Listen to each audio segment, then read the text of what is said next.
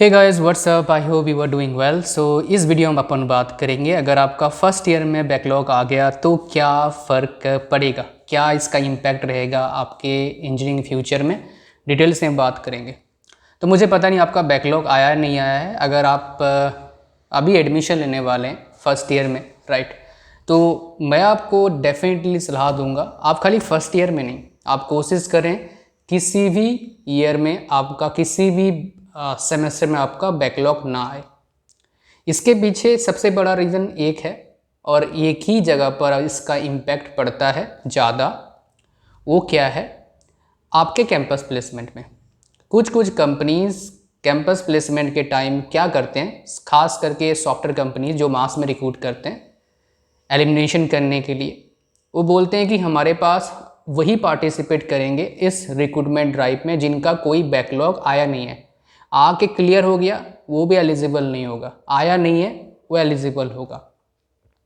तो अगर आपका कभी भी बैकलॉग आ गया है मतलब क्या है, आप उस रिक्रूटमेंट में बैठ नहीं पाएंगे। अब बैठ नहीं पाओगे तो क्या नॉलेज रखोगे, क्या दिमाग लगाओगे, कोई काम का नहीं है ना।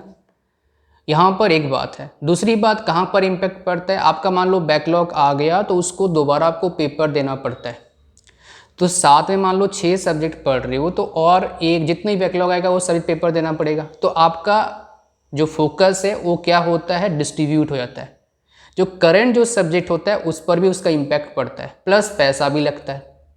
मतलब बैकलॉग लाना नुकसान ही नुकसान है। अब रही बात बैकलॉग आते क्यों हैं, उसके बारे में बात करेंगे। उसके बाद बैकलॉग का इम्पैक्ट क्या है मैं आपको बताया, इसमें और ख़ास बताने वाला हूँ मैं इसका इम्पैक्ट और एक क्या पड़ता है। तो पहले बात करते हैं कि बैकलॉग आएगा, है ना, क्या ये 100% कंपलसरी है, आएगा ही आएगा? नहीं, ऐसा कोई बात नहीं। बैकलॉग कहाँ पर आता है, ज़्यादातर बच्चों का देखा मैंने जो 3rd ईयर इंजीनियरिंग कॉलेज में पढ़ते हैं। इसके पीछे कई रीज़न होते हैं। टीचर्स अच्छे नहीं मिलते हैं, स्टूडेंट खुद सबसे बड़ा रीज़न है, वो पढ़ते नहीं अच्छे से, वो खाली ब्लेम करते हैं हमारा यूनिवर्सिटी बेकार है, हमारा कॉलेज बेकार है। वो कभी नहीं बोलते हैं कि हम पढ़े नहीं थे इसलिए हमारे इस कॉलेज में एडमिशन मिला। That is the problem, right. आप अगर ज़िंदगी में कुछ बड़ा करना चाहते हो, मैंने चीज़ें काफ़ी वीडियो में बता रखा है, तो आपको अपना कमी को निकालना होगा। दूसरों की कमी निकालना आपके लिए फ़ायदेमंद नहीं है। आप अपने कमियों को निकालो, उसको सही करो, फिर आपके लिए देखना सब कुछ अच्छा हो जाएगा। तो बैकलॉग आएगा तो आपको क्लियर तो करना पड़ेगा, रिक्रूटमेंट में आपको दिक्कत आएगा, तो आप कोशिश करना है आपको बैकलॉग ना आए। और बैकलॉग नहीं लाने का क्या क्या प्रोसेस आपको बता देता हूँ। मेरी बातें क्यों सुनोगे, बिकॉज यार मैं इतने साल से पढ़ाया रहा हूँ, राइट, और मैंने खुद टॉप किया है काफ़ी बार। मैं कोई टैलेंटेड बच्चा नहीं था ना हूँ, एक एवरेज बच्चा हूँ। तो अगर एक एवरेज बच्चा टॉप करे काफ़ी बार, एक बार टॉप रहा चलो तुक्के से लग गया, 2 बार चलो तुक्के से लगा, 3 बार तुक्के से लग गया, 5-6 बार, 8 बार में से 8 बार पेपर होते हैं, तुक्का नहीं हो सकता है। डेफिनेटली मेरे पास कुछ मेथड्स हैं जिनको आप फॉलो करके क्या कर सकते हो, आप भी बिना बैकलॉग के अपना डिग्री ले सकते हो।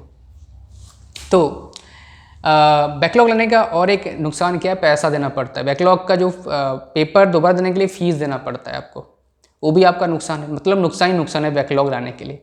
तो रही बात, ये तो बता दिया आपको बैकलॉग लाने के क्या क्या नुकसान होता है, लेकिन ये आपको बताने वाला हूँ CO short method so that you can avoid backlogs.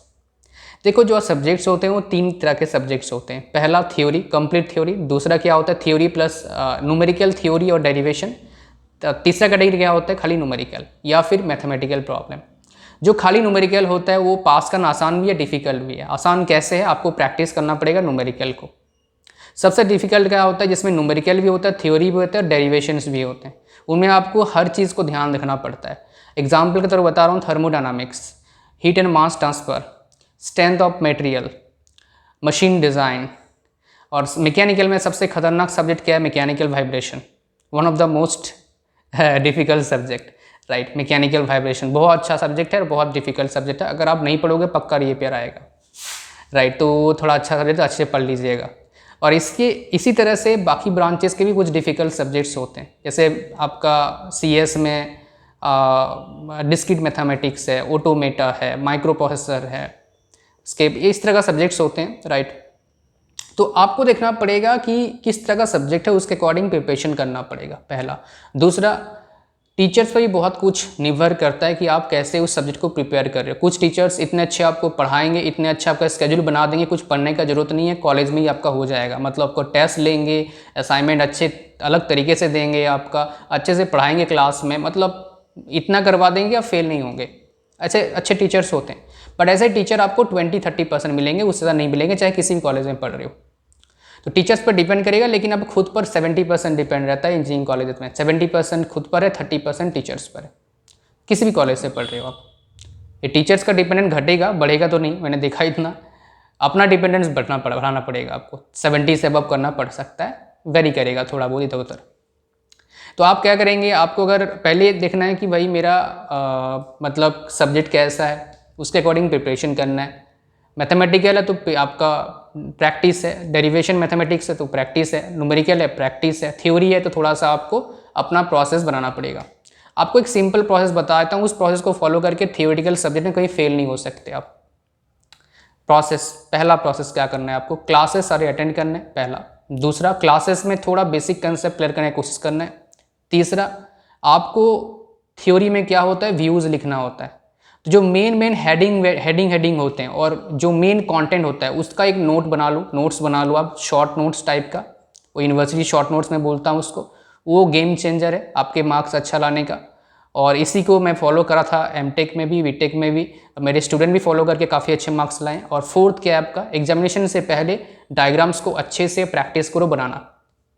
और एग्जामिनेशन गैप में सबसे इंपॉर्टेंट, गैप जो मिलता है उसमें आप बिल्कुल नेगलेक्ट मत करो। फॉर एग्जाम्पल, आज पेपर जैसे हुआ, नेक्स्ट पेपर कब होगा, 4 दिन बाद। बच्चे क्या करते हैं, 2 दिन सो जाते हैं, गलत कर रहे हो। पहले कोर्स कंप्लीट करो फिर सो लेना। तो 4 दिन मतलब 4 दिन अच्छे से उसका यूटिलाइज करो।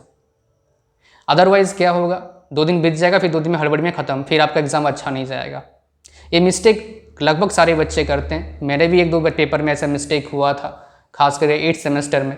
7th सेमेस्टर में मिस्टेक, मतलब उसके पहले मिस्टेक नहीं करा था, 8 में थोड़ा मिस्टेक हुआ था एक सब्जेक्ट में, बट मैं अच्छा कर लिया था एट द एंड। मैंने थोड़ा एफर्ट डाल के रात में सोया नहीं था, तो इस तरह कर लिया था मैंने। बट स्टिल मेरे को लगता था कि उसमें और मेरे 5-10 नंबर और आ सकता अगर मैंने थोड़ा सा और पहले पढ़ता। मैंने 1 दिन बर्बाद किया था, राइट। मैंने चलो हो गया, पर लास्ट पेपर है, चलो एंजॉय कर लेते हैं, ठीक है। तो आप इस तरह का मिस्टेक ना करें, राइट। मतलब पेपर को पेपर की तरह लो, उसको मजाक तरीके से ना लो, ताकि आपका रीअपियर ना आए।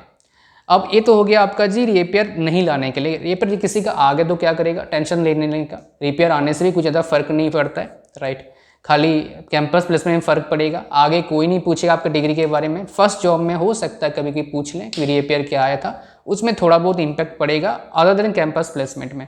सारे कैंपस प्लेसमेंट में जहाँ पर जॉब्स होते हैं, मतलब जॉब देने जो आते हैं रिक्रूटर्स जो होते हैं, हर कैंपस प्लेसमेंट वाला ऐसा, मतलब रिक्रूटर्स ऐसा नहीं बोलता है कि भाई आपका एक भी बैकलॉग नहीं होना चाहिए। कुछ लोग क्या करते हैं, अलाउ कर देते हैं। और एक बात, परसेंटेज जरूर मेंटेन रखना अच्छा, ताकि जो मास रिक्रूटर होते हैं उनमें एक बैलेंस परसेंटेज बनाते हैं कि थ्रू आउट, मतलब 10th 12th और बीटेक में इतना % होना चाहिए। वो अगर आप मेंटेन करते हो तो आपके लिए बहुत फ़ायदेमंद होता है। और लास्ट में आपको मैं 3 टिप्स देने वाला हूं जो बोनस टिप्स है आज के वीडियो का। पहला टिप्स क्या है, अगर बीटेक का पढ़ाई कर रहे हैं तो आप जितना हो सकता है नए नए चीज़ों को एक्सप्लोर करो, जितना हो सकता है पैसे लगाओ, अपना दिमाग लगाओ नए चीज़ों को सीखने के लिए। मतलब फुल्ली फोकस करो लर्निंग पर। 4 साल गेम चेंजर हो सकता है आपके लाइफ का, बिकॉज इस टाइम आपका लाइफ का खून भी बहुत अच्छा है, मतलब ब्लड भी बहुत अच्छा है, हेल्थ भी अच्छा है, और आपके पास मौका है कुछ बड़ा करने का। पहला टिप्स। दूसरा टिप्स क्या है, आप कभी भी एक्स्ट्रा करिकुलर एक्टिविटीज़ में भूल के भी मत पार्टिसिपेट करने का या पार्टिसिपेट नहीं करने का सोचना नहीं। एक्स्ट्रा करिकुलर एक्टिविटीज़ में आपको पार्टिसिपेट करना ही है अगर आपको लाइफ में कुछ बड़ा करना है। It will help you a lot. आपको पोजीशन आ रहा है तब भी ठीक है, नहीं आ रहा है तब भी ठीक है, but you should focus on this. अगर आप फोकस करेंगे डेफिनेटली आपको फ़ायदा मिलेगा। Just try to understand this mind, it will help you a lot. And तीसरा जो आपको बताऊंगा, कोई भी ऑनलाइन टिप्स एंड ट्रिक्स जितना भी सीख रहे हो, इवन मेरे वीडियो से आपको 100% फ़ायदा कभी नहीं मिल सकता है। ये लास्ट है, कोई नहीं बोले आपको बताया तो 100% फ़ायदा कोई भी टिप्स ट्रिक्स जो आपको प्रोवाइड कर रहा है उससे मिलना मुश्किल है। मैं टीचर हूँ तो शायद ज़्यादा थोड़ा फ़ायदा मिल जाए, लेकिन 100% फ़ायदा नहीं मिलेगा। बिकॉज मैं बता रहा हूँ मेरे एक्सपीरियंस और मेरे स्टूडेंट्स के एक्सपीरियंस के बारे में बात करके आपको बता रहा हूँ tips and tricks. But remember my dear, जितने भी वर्ल्ड में लोग हैं सारे अपने आप में यूनिक हैं। अब सारे अपने आप में यूनिक हैं मतलब किसी और का स्ट्रेटेजी उसके लिए 100% कामयाब नहीं हो सकता है। तो इसका सोल्यूशन क्या है? इसका सोल्यूशन यही है कि आप सुनो सबकी, लेकिन खुद का स्ट्रेटेजी बनाओ to get best out of yourself. ये 3 टिप्स आपको देना था मुझे, मैंने आपको दे दिया। I hope you understand, you got some amazing points from this video. Thank you much for watching. God bless you all. See you soon my next video. Like share comment subscribe. And क्या बताऊँ आपको मैं, कुछ नहीं बताना इस video में और काफ़ी बता दिया। Thank you.